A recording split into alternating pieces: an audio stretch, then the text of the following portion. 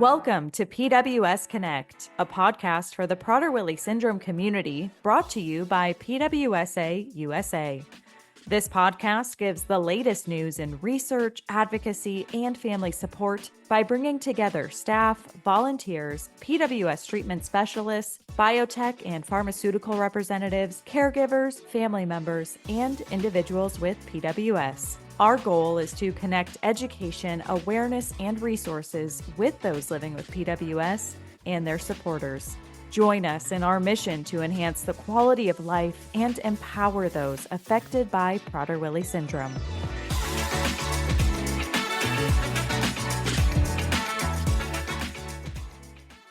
Welcome to PWSA USA's podcast, PWS Connect. I'm Stacy Ward, CEO for PWSA, and today we have Catherine Lucero joining us. Kat, thank you so much for being with us. It's so great to have you here with us today. Thank you for having me. Tell us a little bit about how you became connected to the PWS community. Well, I have a 10-year-old son named Ronan with Prader-Willi syndrome, and I became connected, I think it was back in 2015. He was a little over a year old, I think, when I contacted the association, just needing resources and such. It was just kind of by fluke, and I've been an advocate and been very involved ever since. Well, we're so glad that you've been involved. So for those of you who are joining us and may not know this, Kat is also on our board of directors, and we appreciate all of the time that she has dedicated to us as an organization and to the community. Thank you. You're going to talk with us today about the importance of exercise, but can you begin by telling us why that's important to you and what your background is in exercise and fitness? Absolutely. So I have a bachelor's in exercise science and also a master's in social work. And so I get asked sometimes why I have a master's in social work. And I had actually wanted to do health and wellness coaching. And I did not actually need a master's in social work to do that, but that's okay. So I have a certification in integrative health and wellness coaching as to combine the two. When I was getting my bachelor's, I had wanted to work with children because apparently when I was a child, I was overweight. So I was told by other children. So I did not want other kids to go through what I did. So when I was in college, I kind of honed in on really what I wanted to do with children and how I wanted to help motivate them and kind of mitigate the crisis, that the obesity crisis that was kind of plaguing our nation with, children not understanding about health and wellness and exercise and that sort of thing. So I really wanted to be able to motivate kids across the U.S. I didn't know how I was going to do that as, a young person out of college, but I really wanted to be able to do that and motivate them. So it's kind of interesting that I ended up with a child with Prader-Willi syndrome much later on. So. Yeah, I can remember growing up and exercise being like a dirty word, that you were either really active because you were involved in sports, but if you were choosing to just exercise, it was associated with other unhealthy habits. Yes.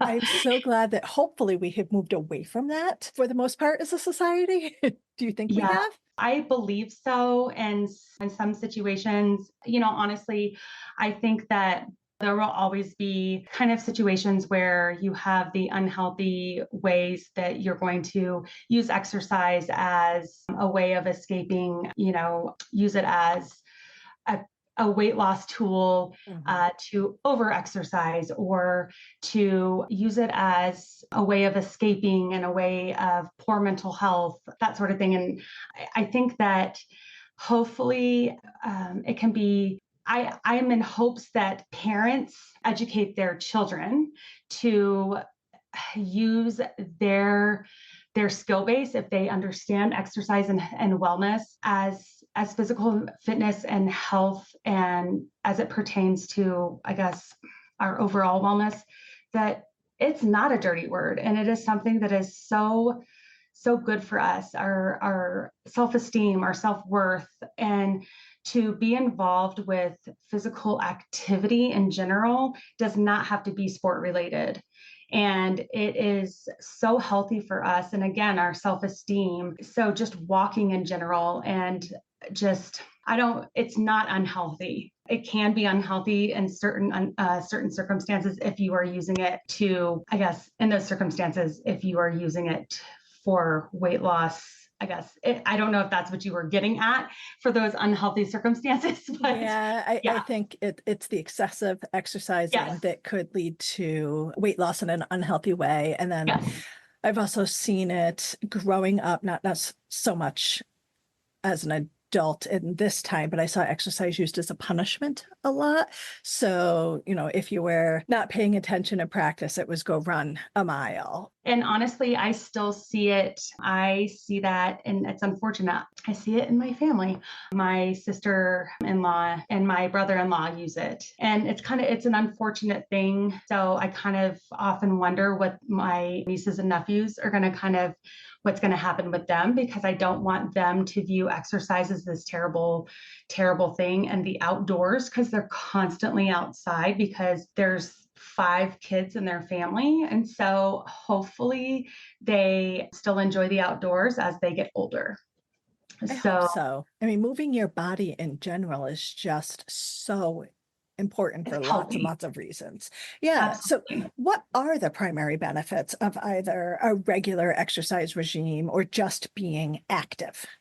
Oh gosh, there are so many. Obviously our good mental health, self-esteem, like I said, your self-worth, as far as like our bodies, decrease cholesterol, decrease chances for diabetes. Actually, if you have diabetes, decrease your chances of the possibility of actually having to take medications. Maybe you can get off those medications. Actually getting off cholesterol medications, blood pressure going down, oh my gosh, pulmonary function going up, bone density, increase in bone density. Honestly, the list goes on and on. Increase in sleep, stress regulation, body regulation. I mean, honestly, I used to call exercise like the miracle pill, because it did so many wonderful things, or it does so many wonderful things, obviously in conjunction with a good, healthy, whatever you're putting into your body that's healthy, your quote diet. But it's so wonderful for you because it can do so many things for your body as far as internally and externally. As someone who was very active growing up and then, finding a desk job where I'm sitting a lot, I noticed a decrease in a lot of those things that you're talking about. So my positive outlook, my mental health became different. I wouldn't necessarily say negative, but I noticed a difference. And then when I began a healthy workout regimen, being active again, in the beginning, that was a lot of play. So I was playing soccer in an adult league, that sort of thing. So my cardiovascular changed dramatically, which was pretty incredible, to walk up a flight of stairs and not be out of breath anymore. I'm feeling winded. Yes, but it became this piece that I was so looking forward to. And when I wasn't able to play anymore, I noticed again where I wasn't as happy in just my everyday life, and things that perhaps wouldn't have been as stressful previously felt stressful now because I didn't have that outlet. Now that I am engaging in lots of different types of exercise through my gym, I've noticed again things that I hadn't thought were affected. Like my flexibility is significantly increased, which means when you're a klutz like I am and you fall, perhaps you don't hurt yourself as much. Absolutely. Some of those things that I think, as some of us are aging, are things to keep in mind as well, the benefits of just moving your body and doing these things. Balance and coordination are huge as we age. And I think that the stretching benefit too to that, I think it's interesting that you were noticing that our coordination definitely decreases. I mean, I'm also very clumsy. But I had an injury, and I think many of us that have had injuries too, if you go from, being active, you have an injury, and then you kind of are, you're scared to do anything, and then you lose that flexibility, then that coordination goes away, and then you're not stretching, then it all kind of just snowballs. So yes, as we age, everything kind of just decreases. And so finding a consistent program also as we age too. And I hate saying that because I feel we're still young, Stacy. We're very young. Our bodies may not feel it, but we are. Yeah. We have a lot of life left in us. Yes. Consistency too, though, is key as far as like, and with everybody, every age group, there needs to be consistency. So that makes me think about our children with PWS who tend to have an unsteady gait. Are there particular things that you recommend for that balance and stability for them to be doing? And it may vary based on their ages, but are there things that you have seen be beneficial with your own child? I mean, I've seen with Ronan with his stuff, I think that his coordination definitely has come with his PT. They have worked a lot on his core stabilization as far as like Pilates work. So that his core, I mean, if you think about your trunk, your back and your abdominal muscles, I mean, really coordination comes a lot from that. So his coordination has improved so much as far as that goes. And then just, you're using multifunctional muscles on, your dominant and I guess undominant side. So, like your jumping jacks or you're doing like, your scissor jumps or something like that, because you have to be somewhat coordinated to do, you're thinking about, okay, I'm putting my right leg forward, my left leg back, that sort of thing. And so, and doing movements on the slower end, you're trying to do them slower. But our kids are so lucky because, it gets frustrating for parents too, that, we have so many appointments with PT, but it's so neat to be able to see how they've progressed.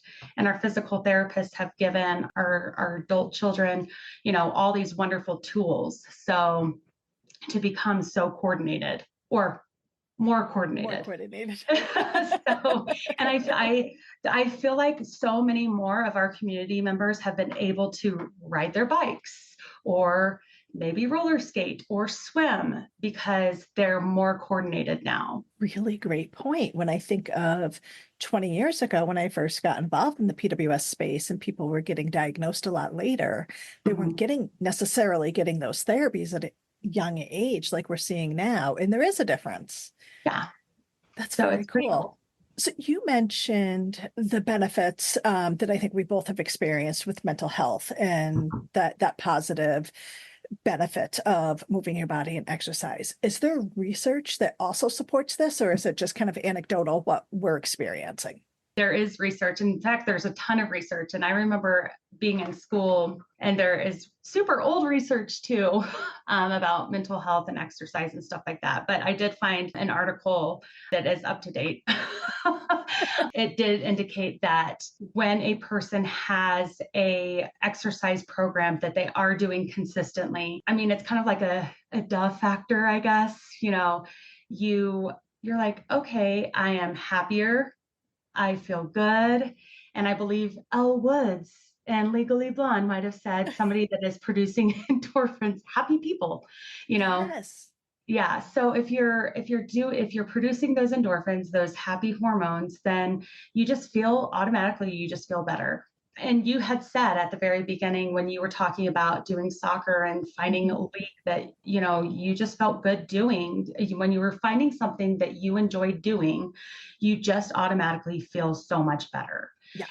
And I think that many people that find something that they enjoy doing, and whether you're around somebody or other people or doing it solo, you just automatically feel so much better when you're doing something and you're moving your body. And that's actually what the article was indicating too. And they did a study, I believe it was on men. So it was just, yeah. And they talked about self-esteem and stuff like that. So it was pretty interesting. That is interesting. It's funny because I belong to a gym now that I love. I love the people I work out with. I love going. I look forward to it. And when new folks come in, they often say to the staff there that it seems like everybody has known each other forever, or they've used the word cult a few times. And it makes me laugh because the majority of us did not know each other prior to coming to this gym.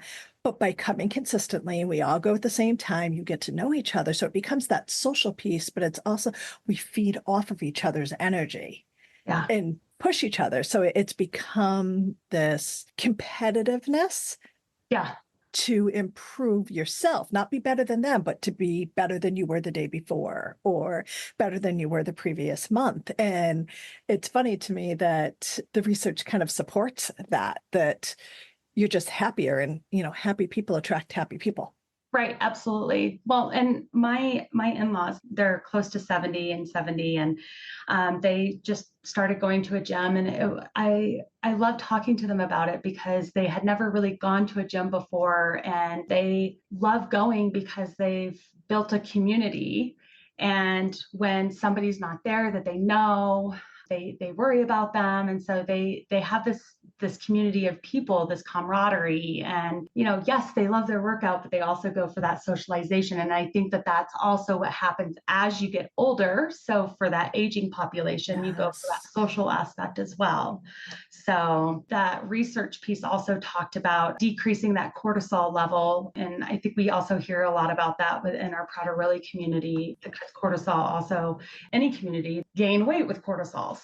Anyways, there's so many wonderful, wonderful things about exercise. It's just this, I don't know, balloon of just exponential things. So I love it. So, and I love that your in-laws are exercising, but it makes me also wonder about, that aging population. So as you age, or maybe you're in your 70s, 60s or 70s, do you have to exercise differently than you would if you were in your 40s like me? Yeah, I would say definitely yes, just due to, muscle mass, bone density. I mean, obviously you have those superstar power lifter 70-year-old, those Superman people that are few and far between.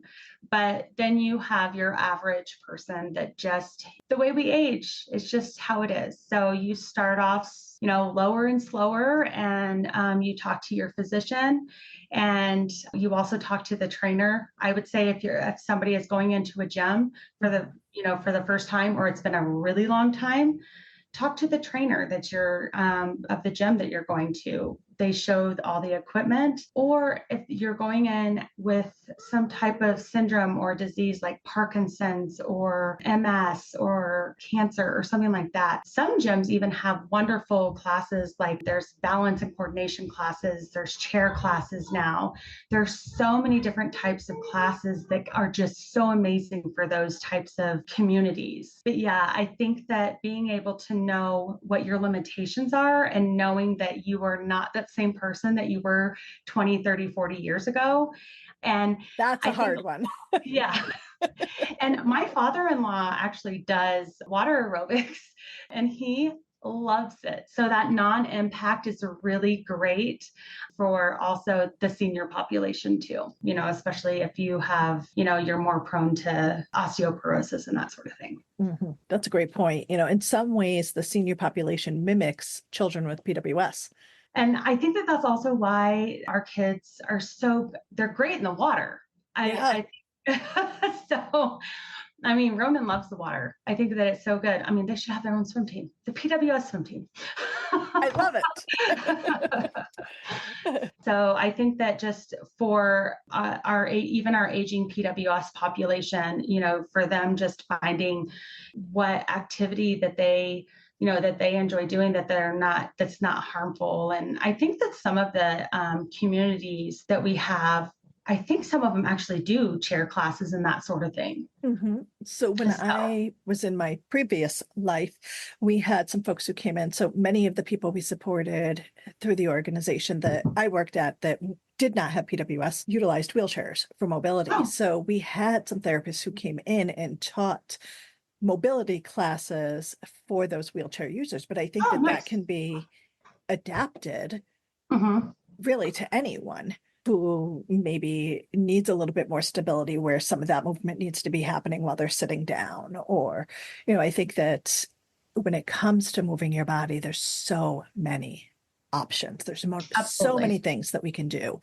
And many of us, and I'll speak from experience, have this all or nothing mentality. Mm-hmm. So how do you find the middle ground? I think and I think that that's really hard for a lot of us. Is it's like, okay, when I'll go back to when I had injured myself. I had been working out a lot. I had been weight training, and then after my injury, after I had completed PT, I just kind of was like, I'm scared to death to do anything. Yes. And then I was like, well, I can't do anything. So I'm just not going to do anything at all. And then I suffered for it for a really long time. I saw a lot of muscle wasting. And so I think, again, just going in it with the mindset, well, it's okay. It's not an all or nothing, because you're still, again, moving your body. You still are going to benefit from whatever you are doing. You're going to have, actually, I found it very interesting. And I think that you might have seen research on this too, that you have more benefits to walking the same as you would running. And walking is better on your joints anyway, as far as like burning calories and weight loss and that sort of thing. So as far as like if you were a runner and you can't run anymore, walking is just going to have as many benefits as that running would. Yes. So I think just going in with a different mindset, that you don't have to have the all or nothing. And that's hard. And I think that it's changing the mindset. And I know that you being a behavioralist, it's probably really hard. And I don't know how you would, maybe, I don't know, retraining your brain. So I'm all, maybe I need to talk to you. I do. You can help me. From a personal perspective, because I have this mentality is, I had, before the gym I'm at now, I was at a boot camp, and I loved boot camp, but it's intense. Yeah. And what would happen is, because I had this, I needed to lift at my maximum amount. I needed to do the maximum amount of reps, very competitive with myself. I would do that for a week, and it would trigger an RA flare, and then I wouldn't be able to do anything for several weeks. Yeah. And then I'd fall into that. But as soon as I got back, I'd try to make up for the weeks that I lost.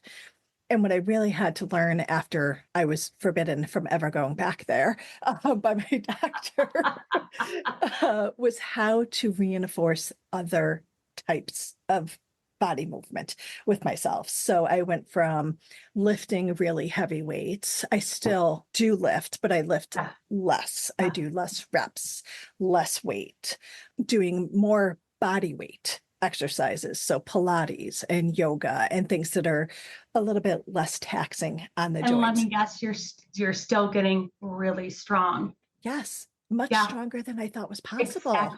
Exactly. But it was this mental thing where I had to find other ways to reinforce myself until I saw the changes, because I wasn't physically depleted afterwards. So in my mind, I didn't do enough. I think that happens a lot for people. Well, and I've known a lot of people that were like, well, if I'm not sweating, I'm not getting a workout. I've heard that a lot. Yes. I was like, that's actually not true. It is not true. And when you think about, some of our kids who have the temperature regulation issues, who perhaps aren't sweating, they're still getting some workouts. Absolutely.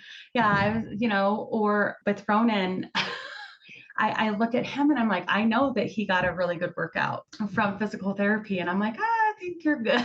And I mean, temperature regulation too. Exactly. We can look at heart rate too. I mean, heart rate is a great indicator. So, and you can do that. It's 220 minus your age. And then if you want to get in between your max heart rate or something, I can get you guys that formula, and just staying in between a certain parameter, it's perfect.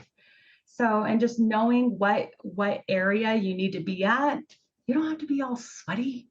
You get sweaty anyway. Right.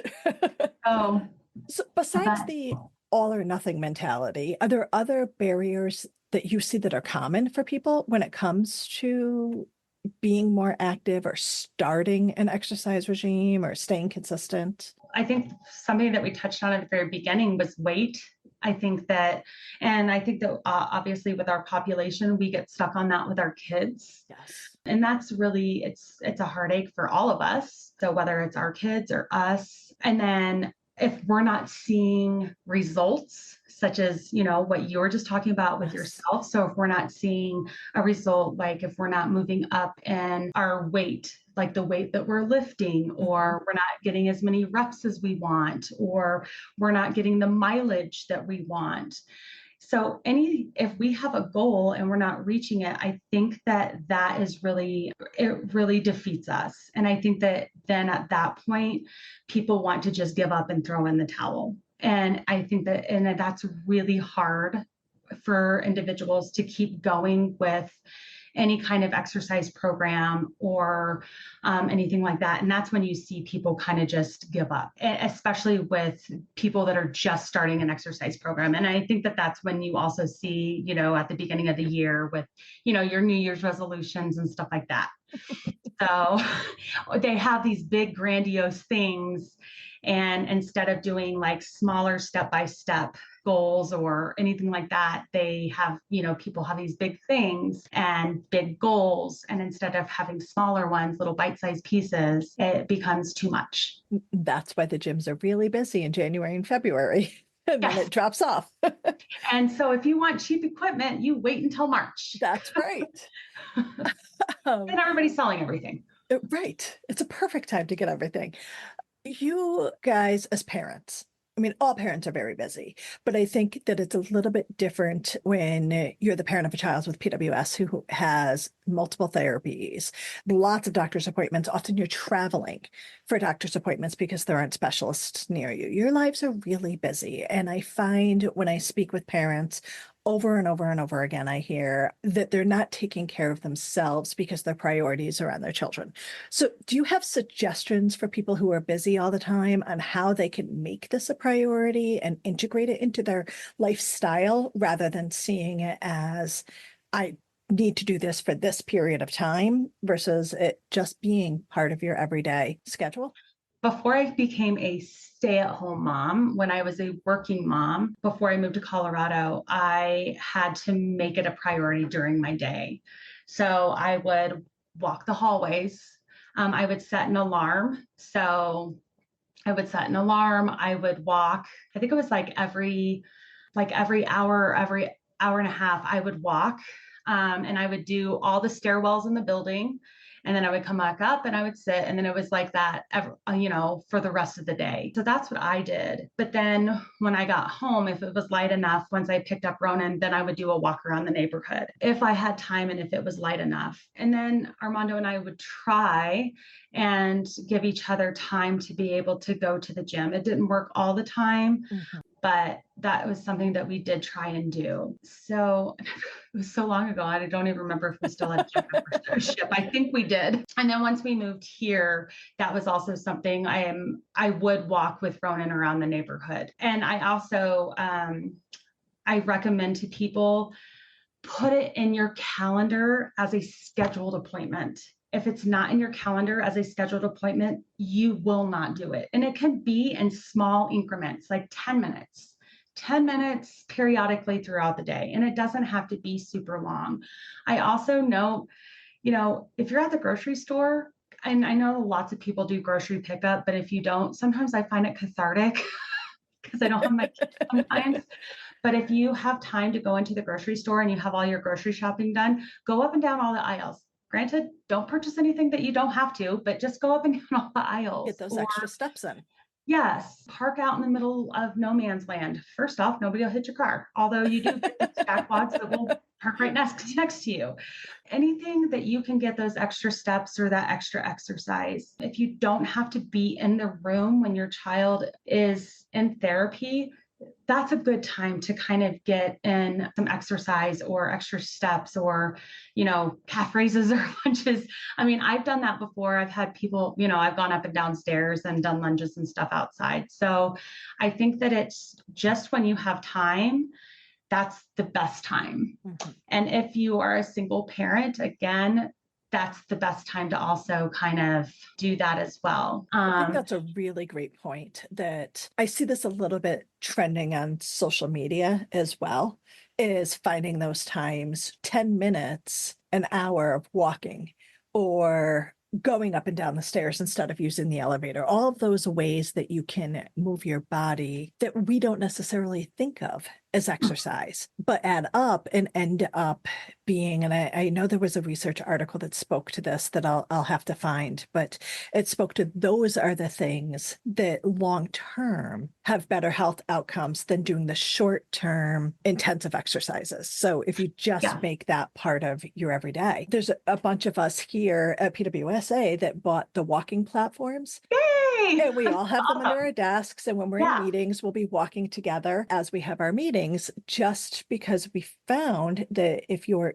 job is sitting all day in front of a computer, it makes it a little bit more difficult to get those steps in. So this is a way for us to do it. And I feel like more companies need to have that, especially if they are, their employees at home at a desk or even in an office at a desk. There is also research out there indicating that the smaller bouts, like you were saying, of exercise or physical activity are just as beneficial. Yeah, I think that's encouraging for those of us, again, who have that all or nothing mentality. Yeah. So you don't have to just go to the gym for an hour and get it done. You can have those snippets of time during the day. You can also have just TheraBands and you don't have to have the weight. It was interesting. There was one of our parents on one of our Facebook pages. She rolled muscles out with a can. I won't mention her name. I thought that it was incredible that she used what she had to relieve muscle fiber stress because that's what she had in her car. So I think that's you great. Used to have. I praised her. So good. You do what you do. You do what you have to. So, and she did that after a run. I love that. One of the things that we have been talking with parents about who are a little bit concerned about this when they call into the crisis line is play. It's moving your body. So if you really have very limited time and it's sunny out and you're playing with your child outside anyway, make that play a little bit more active. Tag. Yes. Yeah. I joke my son had not been moving his body very much and then had worked one day that was a little bit more physically active than the other. And he was complaining about how sore his body was. And I was like, that's what happens when you do so little. Sedentary. Yeah. Right. So building that in. My hairdresser talks about this a lot, that she doesn't get a lot of time to be able to be physically active. She's standing all day while she's working. And then when she gets home, it's cleaning the house, taking care of the kid, all the things that many of us talk about. So she started a competition with her kids. So they play all these outside games that they're all being active and there's prizes for like winners and just to get her whole family out doing something together. And her kids think this is just about playing and being active with mommy and daddy. And for her and her husband, it's really about them being able to sneak in a little bit of that activity. I was like, that is genius. I was so proud of her for thinking of something as creative as that the kids aren't going to catch on to, that this is us exercising. Well, that's incredible. And I think that that's great to share with our community too. I think that especially since many of our kids are so turned off by being active and exercising, because it is a dirty word. It is. Well, it's hard for them when we say you need to do this and perhaps we're not. Right. Instead of we're all doing this because it's healthy living. Yeah. So I'm seeing a trend that maybe it was here before COVID, but I certainly saw it become very prevalent during the pandemic of online workouts. So Beachbody and, I feel like there's thousands and thousands of Instagram fitness experts who are offering different services and videos and that sort of thing. First of all, do you think that kind of access to fitness is something that's going to be around forever? Is that just kind of where we're at in the world now? And what do you see as the pros and cons of utilizing those types of services? I do think that they will stick around. Absolutely. I think that it's the accessibility. First off, it's easy. I think that we're a world of what's easy, what's at our fingertips. People travel a lot. Some of it could be laziness. I don't know, but I think that it's something that it's really at our fingertips. We can be there, get it done. It's right there. I see it being also a con where we're not going to, you don't have that camaraderie of a gym. You don't have that getting to know other people or that motivation of getting better. The other thing, you don't have a trainer telling you if your form is bad.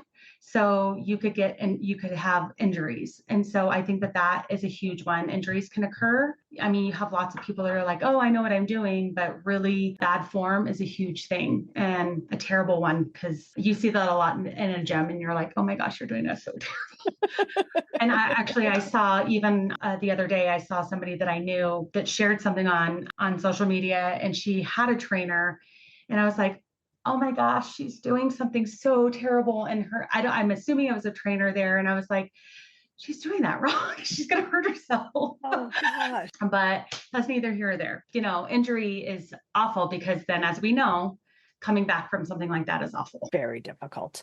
I used to have a coach who would say to me, when you practice something incorrectly, so your form is incorrect over and over again, you learn that that's how you do it and increases your risk of injury, not just doing it, but doing other things as Right. well.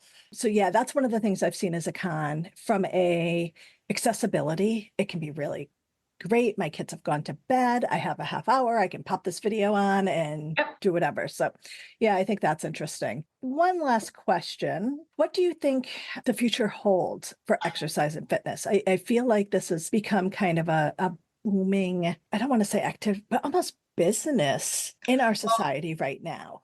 It's definitely not going anywhere because, as we know, that obesity is definitely an epidemic, a pandemic.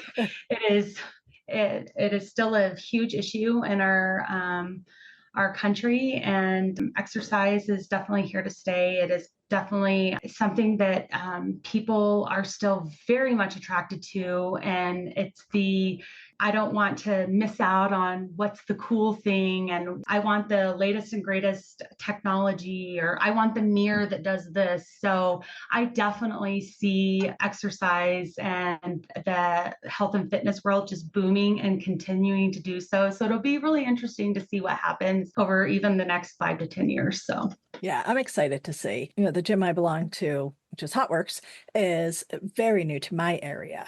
Some of the benefits and the reasons I go are related to rheumatoid arthritis. And I know autoimmune disorders are also on the rise. So I'm curious to see what happens in the future with these types of things kind of developing that address some of those health concerns from a two-pronged approach.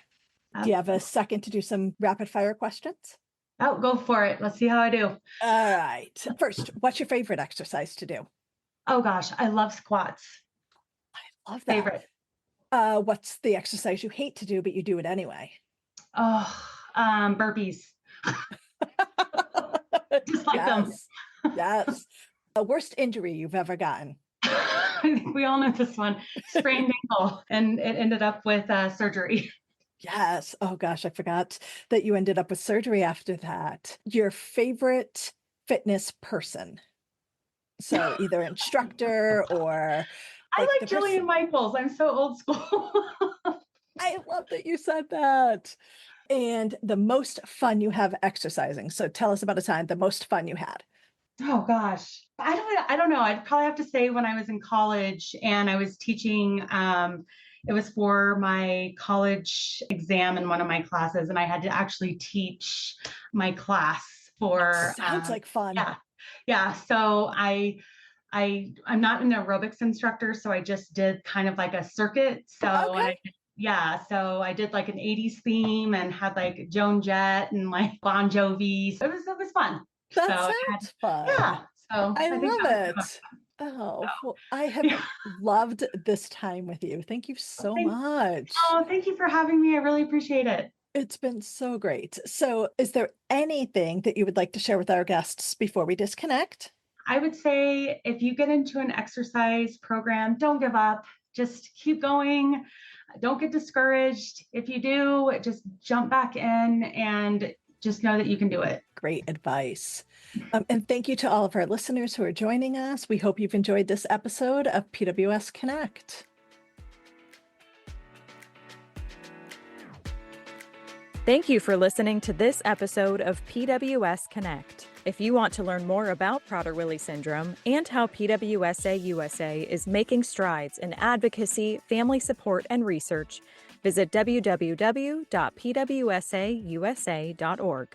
And while you're there, we encourage you to sign up for our Pulse email newsletter to stay informed about the latest news, resources, and events. Don't forget to subscribe to the PWS Connect podcast so you never miss an episode.